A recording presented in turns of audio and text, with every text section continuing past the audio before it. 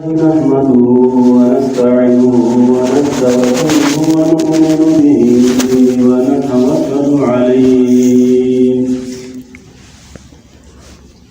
ونعوذ بالله من شرور أنفسنا ومن سيئات أعمالنا من يهده الله فلا مضل له ومن يضلله فلا هادي له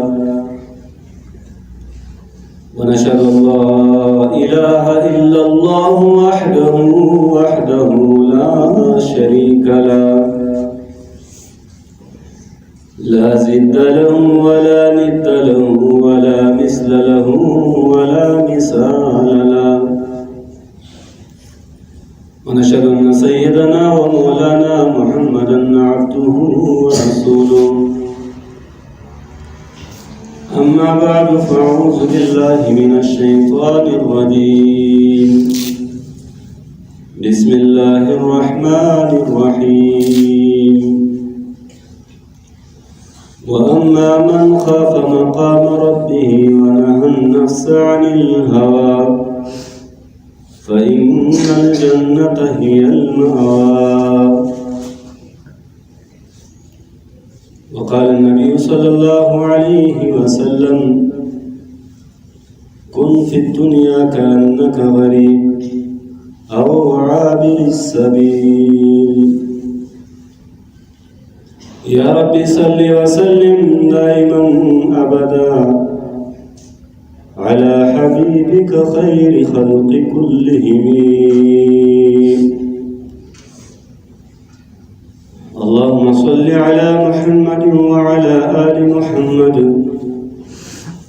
كما صليت على إبراهيم وعلى آل إبراهيم إنك حميد مجيد میرے محترم سامعین، اللہ نے دنیا کے اندر 18,000 مخلوقات پیدا فرمائے ہیں، اور سب سے اللہ تبارک نے مکرم اور مشرف مخلوق جو پیدا فرمائی وہ حضرت انسان ہے، اور باقی جتنے مخلوقات ہیں انسان کے علاوہ یہ ساری کی ساری اللہ تبارک نے حضرت انسان کی خدمت کے لیے پیدا فرمائی۔ اللہ تبارک تعالیٰ نے یہ دنیا کا نظام عجیب بنایا، اور خود اللہ فرماتے ہیں بدیع السماوات والارض، بغیر نقشے کے پیدا کرنے والے اللہ جس نے زمین آسمان کا نظام بنایا، اور نظام بھی اس طرح بنایا جیسے کہ کسی آدمی کے پاس کوئی اس کا قریبی اور بہت قریب تعلق والا کوئی دوست آتا ہے تو اس کے لیے پہلے اپنے اوقات کے بارے میں سوچتا ہے کہ ان کے لیے اوقات کس طرح فارغ کروں، پھر ان کے جو ہے رہنے سہنے کے بارے میں سوچتا ہے، پھر آگے یہ ایک مثال قیاس مان فارغ ہے لیکن بطور ذہن میں آنے کے لیے بتا رہا ہوں کہ ان سارے چیزوں کا خیال کرتا ہے، اوقات بھی ان کے لیے ان کے آنے سے پہلے فارغ کر دیتے ہیں، پھر ان کے رہنے سہنے کا بھی بندوبست کرتا ہے، پھر ان کے کھانے پینے کا بھی بندوبست کرتا ہے، پھر گرمی سردی کے جو حالات کے بھی وہ اس کا بھی خیال کر دیتا ہے۔ اللہ تبارک نے انسان کو دنیا میں بھیجنے سے پہلے ان ساری چیزوں کا انتظام کر دیا۔ اب اس انسان کو دنیا میں رہنا ہے تو رہنا تو زمین پر ہے، اللہ نے زمین کو بچھایا اور اپنے قدرت کو بیان کیا، الذی جعل لکم الارض فراشا، اے انسان میں وہ ذات ہوں کہ میں نے زمین کو بچھونا بنایا تیرے لیے، اور والسماء بناء، آسمان کو میں نے چھت بنایا ہے، پھر اس میں رہتے ہوئے انسان کو کھانے پینے کی ضرورت پڑتی ہے تو اللہ تبارک تعالیٰ نے ان کو بھی بیان فرمایا، فَلْيَنْظُرِ الْإِنسَانُ إِلَىٰ طَعَامِهِ أَنَّا صَبَبْنَا الْمَاءَ صَبًّا ثُمَّ شَقَقْنَا الْأَرْضَ شَقًّا فَأَنبَتْنَا فِيهَا حَبًّا وَعِنَبًا وَقَضْبًا وَزَيْتُونًا وَنَخْلًا وَحَدَائِقَ غُلْبًا۔ اللہ فرماتے ہیں انسان اپنے طعام کو دیکھو میں نے کیسے بندوبست کیا آپ کے لیے، کہ بارشیں برساتا ہوں، اس سے مختلف چیزیں اگاتا ہوں، اور یہ سارے کے سارے چیزیں متاع لکم ولانعامکم، یہ تمہارے فائدے کے لیے، تمہارے ڈنگروں کے فائدے کے لیے۔ تو کائنات کے اندر جتنی چیزیں ہیں یہ اللہ تبارک نے حضرت انسان کی خدمت کے لیے بنائی۔ اب انسان کا اتنا احترام، اتنا اکرام، اتنا ہی ہو رہا ہے، تو اب یہ انسان اللہ تبارک نے کس چیز کے لیے پیدا فرمایا؟ یہ ساری کائنات تو اللہ نے حضرت انسان کے لیے سجائی، بنائی۔ اب انسان کو اللہ تبارک نے کس لیے پیدا فرمایا؟ انسان کا کیا مقصد ہے دنیا میں آنے کا؟ کیا اللہ نے اس کو ویسے پیدا کیا؟ اللہ فرماتے ہیں افحسبتم انما خلقناکم عبثا، کیا سوچتے ہو، کیا گمان ہے، کیا فکر ہے، میں نے تمہیں یوں پیدا کیا، عبث پیدا کیا؟ اللہ فرماتے ہیں نہیں، عبث نہیں، افحسبتم انما خلقناکم عبثا وانکم الینا لا ترجعون، میرے پاس نہیں آؤ گے؟ ضرور میرے پاس آؤ گے۔ تو جب اللہ کے پاس جانا ہے، اللہ نے ہمیں دنیا میں بھیجا ہے، تو کیوں بھیجا ہے؟ اللہ کے پاس ہمیں جانا ہے، اللہ فرماتے میرے پاس آپ لوگوں کو آنا ہے، میں نے عبث دنیا کے اندر تمہیں پیدا نہیں کیا۔ اب تو ماحول اور صحبت کی دوری ہوئی، تو اس وجہ سے اب 60-70 سال کی عمر والے کو بھی پتہ نہیں کہ میری زندگی کا مقصد کیا ہے۔ جس کی عمر 60-70 سال ہو گئی ہے، موت کے جو ہے قبر کے جو ہے اس کنارے پر ہے، اس کو پتہ نہیں کہ میرا دن اور رات کیسے گزر رہے ہیں، اور میرے دن اور رات کیسے گزرے۔ جب ماحول تھا، جب محنت تھی، تو چھوٹے چھوٹے بچوں کو بھی اس کا احساس ہوتا تھا کہ اللہ نے ہمیں کیوں پیدا کیا ہے، اللہ نے ہمیں کیوں پیدا کیا ہے۔ بہلول رحمۃ اللہ علیہ راستے سے جا رہی ہے، تو کچھ بچے کھیل رہے ہیں۔ بات اس لیے عرض کر رہا ہوں کہ آج وہ حس ختم ہو گیا ہمارے اندر نیکی کرنے کا، اور نیکی کا اثر دیکھنے کا جو اثر تھا وہ بھی ہمارے اندر نظر نہیں آ رہا، کیونکہ جب کام مقصد کے لیے نہیں کیا جائے اور کام جس طریقے سے کرنا ہے اسی طریقے سے نہیں کیا جائے تو اس کا کوئی ثمر نظر نہیں آتا ہے۔ بہلول رحمۃ اللہ علیہ گزر رہے بچوں کے پاس سے، بچے کھیل رہے ہیں اخروٹ کے ساتھ، ایک بچہ پاس بیٹھا ہوا رو رہا، پریشان بیٹھا ہوا ہے، یہ پاس گیا، پوچھنے لگے کہ آپ کے پاس اخروٹ نہیں کہ آپ کھیلیں، آپ کیوں پریشان بیٹھے ہیں الگ؟ اگر نہیں ہے تو میں آپ کو خرید کے دوں۔ تو اس بچے نے کہا کہ اے میرے چچا، اللہ نے دنیا میں ہمیں کھیل کود کے لیے نہیں بھیجا ہے۔ چھوٹا سا بچہ، جب ماحول ہوتا ہے نا، گھر کے اندر ماحول ہوتا ہے، دین اعمال ان کا ماحول ہوتا ہے، بچوں کو بھی پتہ ہوتا ہے کہ اللہ نے ہمیں دنیا میں کیوں بھیجا ہے۔ تو پھر انہوں نے کہا کہ پھر کس لیے پیدا ہوئے ہم؟ کہ آپ نے قرآن نہیں پڑھا؟ اللہ کیا فرماتے ہیں؟ افحسبتم انما خلقناکم عبثا وانکم الینا لا ترجعون۔ بہلول رحمۃ اللہ علیہ حیران ہو گئے کہ اس بچے نے کس سے بات کی۔ کہا بچہ آپ تو بڑے ہوشیار معلوم ہوتے ہیں، بڑے دانا معلوم ہوتے ہیں، کچھ نصیحت کریں۔ انہوں نے کہا چچا میں کیا نصیحت کروں، لیکن یہ سنو کہ عرب دنیا تجہز بنت لاقن مشمرۃ علی قدم وساقن، ہمیں دنیا کو دیکھ رہا ہوں کہ دنیا نے اپنے دامن سمیٹ کر پنڈلیوں پر دوڑنے کے لیے دوڑ رہی ہے، اور فرمایا ولا حی علی الدنیا بباق، کوئی زندہ اس دنیا میں نہیں رہے گا، نہ یہ دنیا کے زندوں کے لیے رہے گی، یہ دنیا سے جانا ہے۔ تو اللہ نے ہمیں بے مقصد دنیا کے اندر پیدا نہیں کیا کہ ہم یوں ہی بس صبح کریں شام کریں کھانا پینا کریں اور وقت گزاریں۔ یہ تو اللہ معاف کرے تو جانوروں کا مقصد ہے کھانا پینا اور وقت گزارنا۔ انسان کو اللہ تبارک نے اشرف المخلوقات پیدا فرمایا، سارے مخلوقات کا سردار پیدا فرمایا، اور سارے کائنات جو ہے ان کی خدمت میں لگائی۔ اب اس انسان کو اللہ نے کس لیے پیدا کیا؟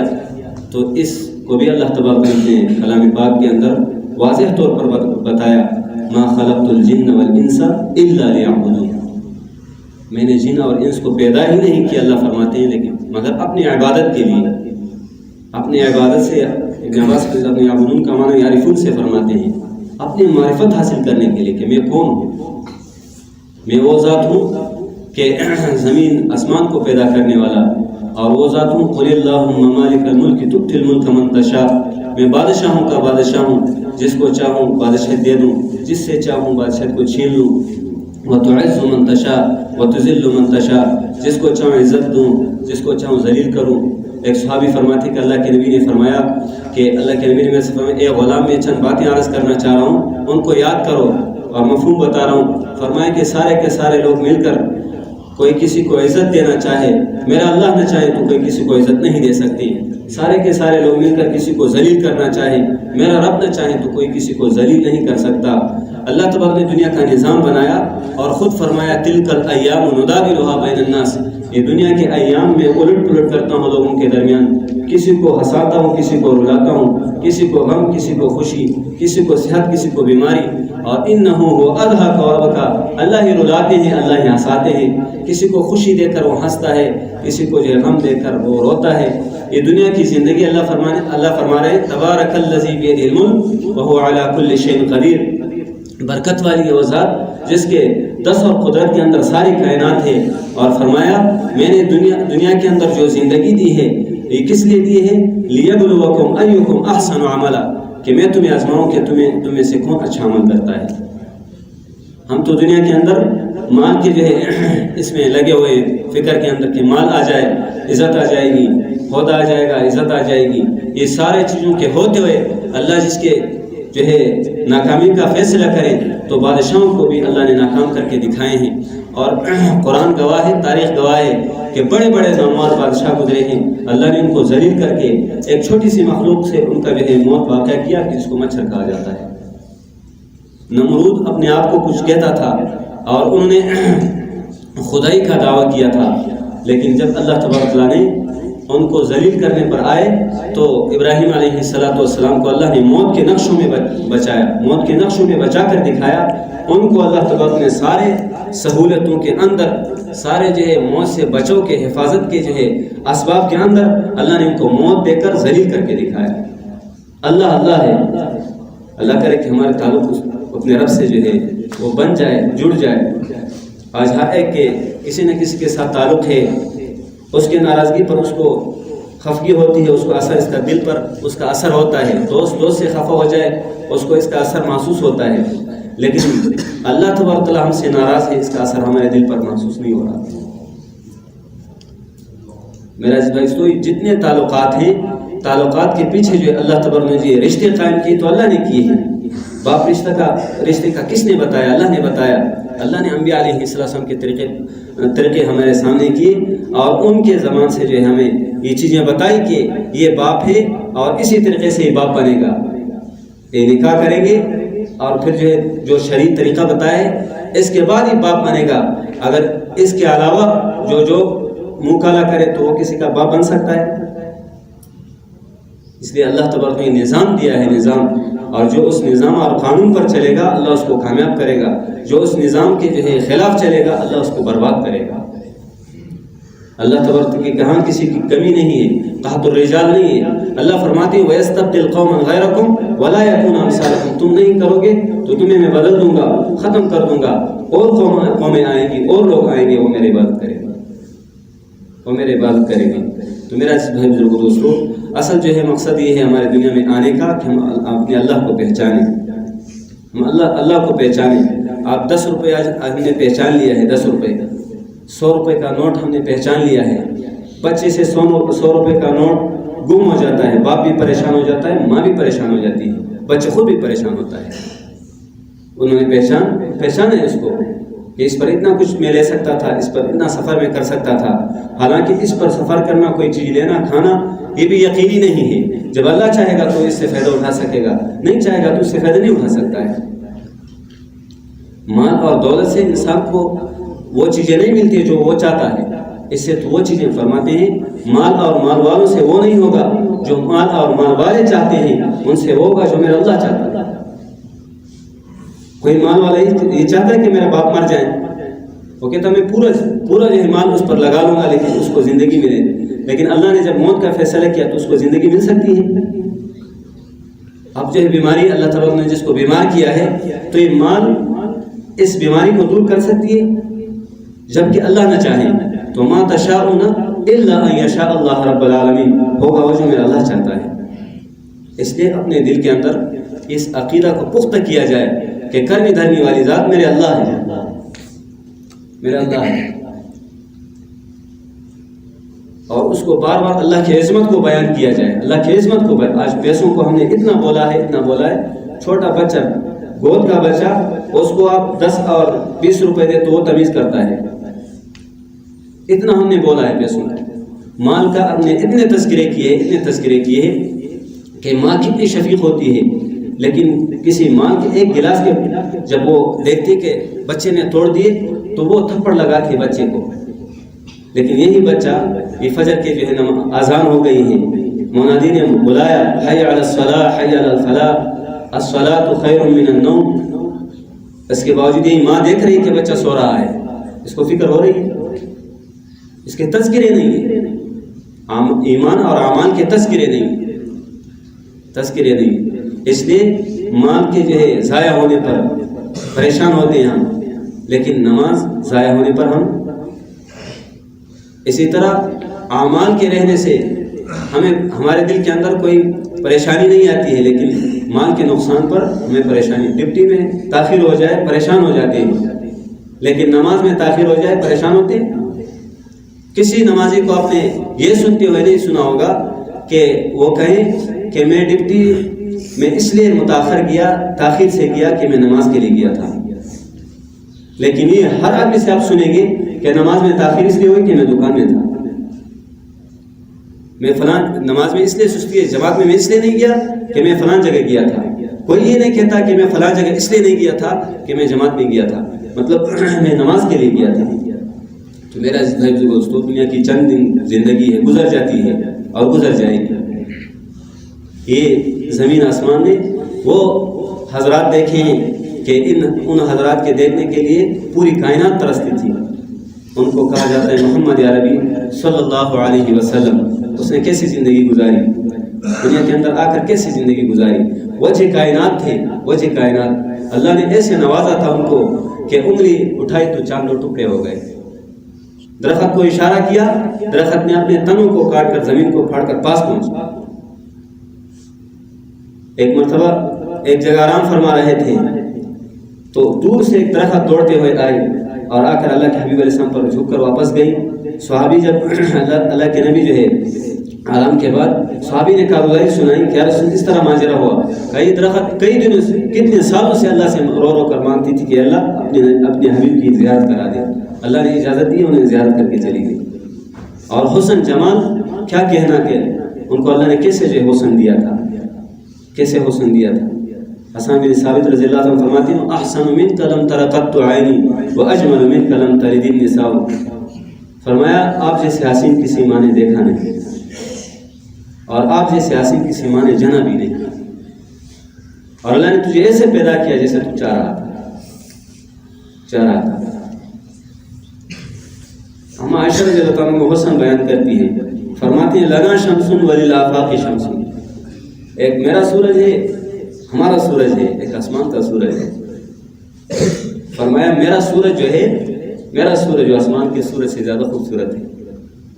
اور پھر آگے اس پر دلیل دیتی ہے کہ کیسے خوبصورت ہے، فرمایا کہ آسمان کا سورج فجر کے بعد طلوع ہوتا ہے، میرا سورج عشاء کے بعد طلوع ہوتا ہے، عشاء کے بعد طلوع ہوتا ہے۔ اخلاق، ایسے اخلاق کے آدمی حیران ہو جاتا ہے۔ ایک مائیں بوڑھیا جو ہے وہ اپنے سامان کو اکٹھا کر کے راستے میں بیٹھی ہے اور کہہ رہی کہ میں فلاں جگہ جانا چاہتی ہوں، ایک کو کہا کہ اس کو اٹھائے، کوئی تیار نہیں ہوا۔ ہمارے نبی محمد عربی آئے، فلاں جگہ جانا ہے، انہیں وہ سامان اپنے نبوت کے کندھوں پر اٹھائے اور ان کو وہاں پہنچایا۔ پہنچانے کے بعد اس مائیں نے کہا کہ جوان تو کون ہو؟ میں نے اس شہر کو اس لیے چھوڑا کہ میں نے سنا کہ وہاں ایک محمد نامی ایک جوان آیا ہے اور وہ لوگوں کو بے دین کرتا ہے، یعنی مسلمان کرتا ہے، تو اور ان کے بول کے اندر اثر ہے، جو ان کا سنتا ہے انہیں کا ہو جاتا ہے۔ تو میں اس ڈر سے اس شہر کو چھوڑ کر ادھر آئی کہ کہیں میں ان کے بول سن کر ان کے نہ ہو جاؤں۔ آپ بتاؤ آپ کون ہو؟ آپ کے اندر میں نے ایسے چیزیں دیکھی کہ میں نے کسی بشر کے اندر نہیں دیکھی۔ جب دھوپ تیز ہوئی، گرمی کا تپش تیز ہوا تو میں نے دیکھا کہ بادل تمہارا اوپر سایہ بن کر چل رہا تھا، اور جب آپ کے جسم اتھر سے پسینہ نکلنے لگا تو میں نے ایسے خوشبو سنکی کہ عرب میں نے ایسے کوئی خوشبو دیکھی نہیں۔ آپ کون ہو؟ انہوں نے کہا کہ بس آپ جہاں آنے چاہتی تھی میں نے آپ پہنچا دیا۔ جب اصرار کیا، دامن پکڑا، انہوں نے کہا کہ جس محمد سے تو بھاگ کر آئی ہے میں وہی محمد یا نبی صلی اللہ علیہ وسلم۔ یہ ان کا اخلاق ہے۔ جان کے دشمنوں کو بھی معاف کیا، جان کے دشمنوں کو بھی۔ وحشی جس نے اللہ کے حبیب علیہ السلام کی چچے کو کیسے بے عزتی کی، اس نے تو قتل کیا تھا، بعد میں جو ہے وہ بعد والوں نے کیا تھا، لیکن قتل انہوں نے کیا تھا۔ اور اللہ کے حبیب علیہ السلام نے فرمایا 14 آدمیوں کے بارے میں بتایا تھا کہ جہاں تمہیں ملے ان کو قتل کرے۔ یہاں تک ایک روایت اس کے اندر لکھا ہے کہ اگر کعبے کے یعنی پردے کے پیچھے چھپے ادھر بھی ان کو قتل کرے۔ اس میں ایک وحشی تھا۔ اب جب فتح ہوا، سارا کچھ ہوا، ان کے بعد جو ہے وہ پریشان ہوئے نکلے۔ کسی نے کہا کہ آپ کی نجات کا ایک راستہ ہے کہ جا کر اللہ کے نبی کا کلمہ پڑھو، بس نجات ہو سکے گی، اس کے علاوہ کا نجات نہیں ہو سکتی ہے۔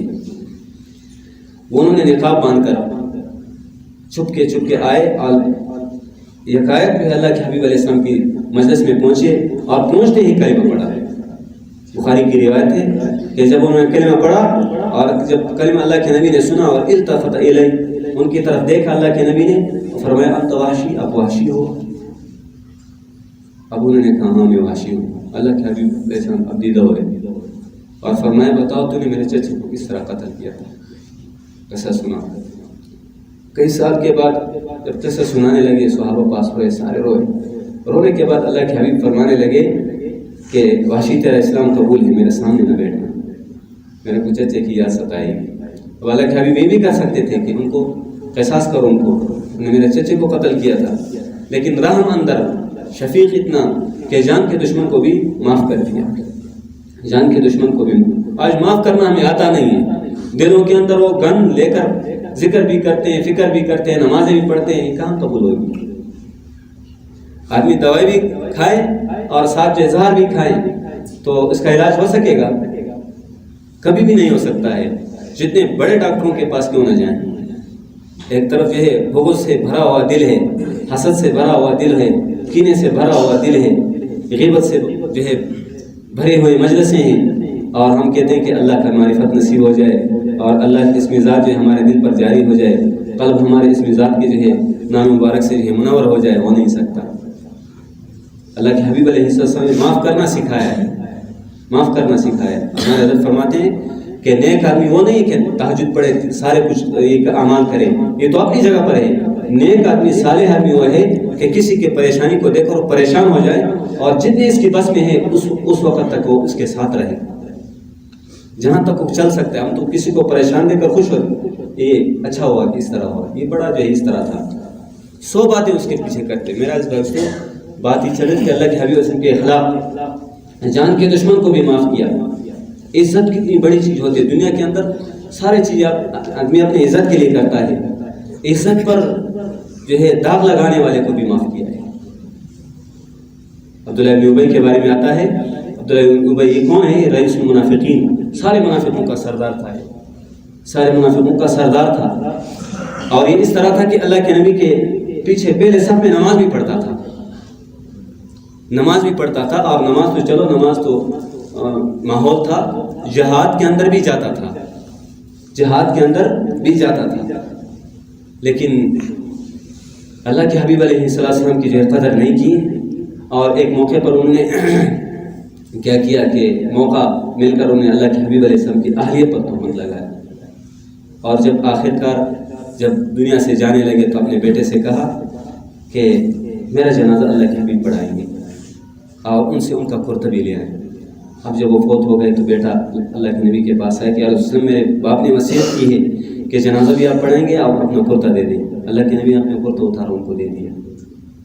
اب جنازے کے لیے جب چلے نا تو عمر تھے، اللہ نے عمر کو ایسے نوازا نا کہ 40واں نمبر پر تھے لیکن دوسرے نمبر پر پہنچے ہیں، اور اللہ کے نبی نے فرمایا لو کان بعد نبی لکان عمر، میرے بعد نبی نے آنا ہوتا تو عمر ہوتا۔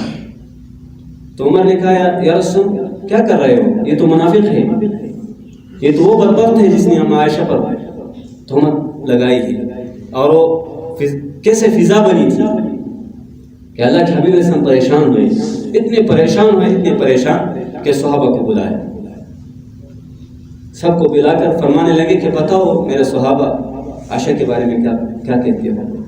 اب سارے رو رہے ہیں، سارے، کسی کی ہمت نہیں ہو رہی کہ کچھ کوئی بولے. عمر رضی اللہ عنہ کھڑے ہوئے. عمر تھے نا.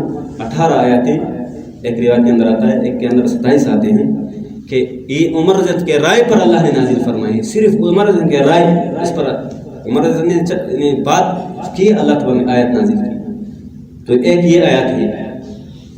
تو فرمایا کہ عمر رضی اللہ کھڑے ہو کر یا رسول اللہ اس رشتے کا انتخاب کس نے کیا تھا؟ بس اتنا پوچھا. اللہ کے نبی نے فرمایا اس کا انتخاب تو اللہ نے کیا ہے. فرمایا اللہ اپنے نبی کو ایسے ویسے رشتے کا انتخاب نہیں کرتا، اور یہ بالکل جھوٹ ہے، اور جب کوئی ایسا بات کرے گا تو اس کے میں گردن اڑاؤں گا. اس کے بعد اللہ کے نبی کا چہرہ کھل گیا خوشی سے. وہاں سے اٹھ کر جو ہے ابو بکر کے گھر پہنچے. دروازہ بجایا تو اندر عائشہ فرماتی ہے کہ میں تو کئی دنوں سے ایسے بیٹھی ہوئی تھی، نہ کھانا نہ پینا، رو کر زندگی گزرتی تھی. تو میری والدہ نے کہا کہ کون ہے ہمارے دروازے پر، ہمیں چھوڑیں کہ ہم روئیں. یہ بڑی اس کی بات ہوتی ہے، معمولی بات نہیں. کہا کہ ہمیں چھوڑیں کہ ہم روئیں، ہمیں کون ہمارا دروازہ بجاتے ہیں. اللہ کے نبی نے فرمایا میں محمد عربی آیا ہوں. ہم عائشہ نے فرماتی میں اندر یہ باتیں سن رہی تھی، اپنی والدہ اور اللہ کے نبی کی باتیں سن رہی. میرے دل میں یہ آیا کہ جا کر اللہ کے نبی کے دامن کو پکڑ کر خوب رو. لیکن پھر ہمت نہیں. اللہ کے نبی اندر آئے، اندر آ کر بیٹھ گئے. بیٹھنے کے بعد اللہ کے نبی نے فرمایا ابو بکر سے فرمایا کہ بتاؤ عائشہ کے بارے میں. ابو بکر خاموش ہو گئے. والدہ سے پوچھا، وہ بھی خاموش. ہم عائشہ فرماتی کہ میرے پاؤں کے نیچے سے زمین چلی گئی. کیا والدہ، میرے والدین بھی میرے بارے میں خاموش ہیں. اس میں نے دیکھا کہ وہی کے اثرات اللہ کے نبی پر جو ہے ظاہر ہو گئے. اور جب ظاہر ہوئے تو وہی جیسے ختم ہوئی. روایت کے اندر آتا ہے اللہ کے نبی نے پسینہ اپنی پیشانی مبارک سے ایسے صاف کیا، صاف کر کے فرمایا کہ اے عائشہ ابشر، اے عائشہ تجھے خوشخبری ہو. میرے والدہ خوشی کے عالم میں اٹھ کر کہا کہ اللہ کے نبی کی جو ہے یہ معافی مانگو، شکریہ ادا کرو. اس نے کہا میں تو اس رب کی شکریہ ادا کروں گا جس نے میرے برات میں. اور اللہ نے پوری رکو نازل فرمائی. یہ وہ شخص ہے اس کے جنازے کے لیے اللہ کے نبی آگے ہو رہا ہے. اللہ کے نبی اس کے جنازے کے لیے آگے ہو رہا ہے. میرا اس بات کو معاف کرنا سیکھو. دنیا کی چند دن زندگی ہے، گزر جائے گی.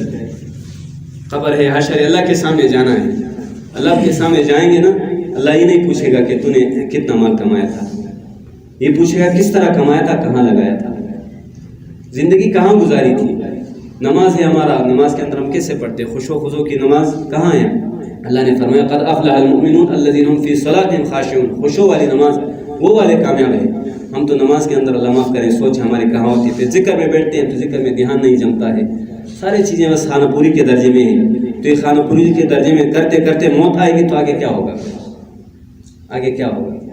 ایک آدمی کاروبار کرتا ہے اور وہ نقصان اور فائدہ اور نقصان کا اپنے گھر میں نہیں بتاتا ہے، تو ایک دن آ جاتا ہے کہ ان کے سارے جو چیز راز فاش ہو جاتی ہیں. وہ حالات ان کو جو ہے اس طرح کر لیتے ہیں. تو جب موت آئے گی ہمارے سارے راز فاش ہو جائیں گے. اور تو بڑے اللہ جو ہے کرے کہ ہمارے جیسے ہم نے ظاہر بنائے سب باطن بن جائیں. اب تسبیح بھی ہاتھ میں ہے، داڑھی بھی ہے، پگڑی بھی ہے، سارا کچھ ہے، لیکن اندر نہیں بنا ہوا ہے. ظاہر تو دنیا تو ہم پر دھوکہ کھا لے گی، لیکن موت کے وقت سارا کچھ سامنے آ جائے گا. وَحُصِّلَ مَا فِي الصُّدُورِ، اللہ فرماتے ہیں کہ سینوں کے اندر جو ہے وہ سامنے آ جائے گا. تو اس سے آج کے بعد توبہ کریں. غیبت سے اپنے آپ کو بچائیں گے، تہمت سے بچائیں گے، اور جھوٹ سے بچائیں گے، بدگمانی سے اپنے آپ کو بچائیں گے. اور ہر مسلمان کو اپنے آپ سے بہتر سمجھیں گے. ہر مسلمان کو اپنے آپ سے بہتر سمجھیں گے. نماز پڑھنا اپنی جگہ پر، روزہ رکھنا اپنی جگہ پر، یہ ساری چیزیں اپنی جگہ پر. مسلمان کا جو ہے دل کے اندر قدر نہ ہونا، یہ اس کے لیے اعمال اللہ کے ہاں اللہ قبول کرے تو کوئی پوچھنے والا نہیں ہے، لیکن ضابطہ ہی نہیں ہے. اللہ کے نبی نے فرمایا، جیسے حضرت نے اس جمعے میں فرمایا تھا کہ اللہ کے نبی نے فرمایا کہ بیت اللہ تو بڑا مکرم ہے، بڑا مشرف ہے، بڑی قدر ہے آپ کی، لیکن آپ کا توڑنا اتنا گناہ نہیں ہے جتنا کسی مسلمان کے دل کو جو ہے تکلیف پہنچانا گناہ ہے. تو آج کے بعد میں بھی توبہ کرتا ہوں کہ کسی مسلمان کی تکلیف کی سبب نہیں بنے. کسی مسلمان کی جو بھی ہے، بعض اوقات ہم کہتے ہیں اللہ نے قرآن کے اندر اصول پر ٹائم نہیں، قرآن کے اندر پورا سورۃ حجرات کے اندر پوری آیاتیں ہیں کہ معاشرے کے درستگی کے لیے ان میں اللہ تبارک نے چیزیں گنی ہیں. ولا يسخر قوم من قوم، کوئی کسی کے ساتھ مذاق نہ کرے. ولا يغتب بعضكم بعضا، غیبت نہ کرے، بہتان نہ باندھے. یہ ساری چیزیں اللہ نے بیان کی. کیوں؟ اس میں مسلمان کی تذلیل ہے، اس میں مسلمان کی تذلیل آگے اس کی اذیت کا سبب بنتی ہے، اس لیے اللہ نے منع کیا ہے. تو اللہ جو بیان کیا، سب سے پہلے اللہ میرے عمل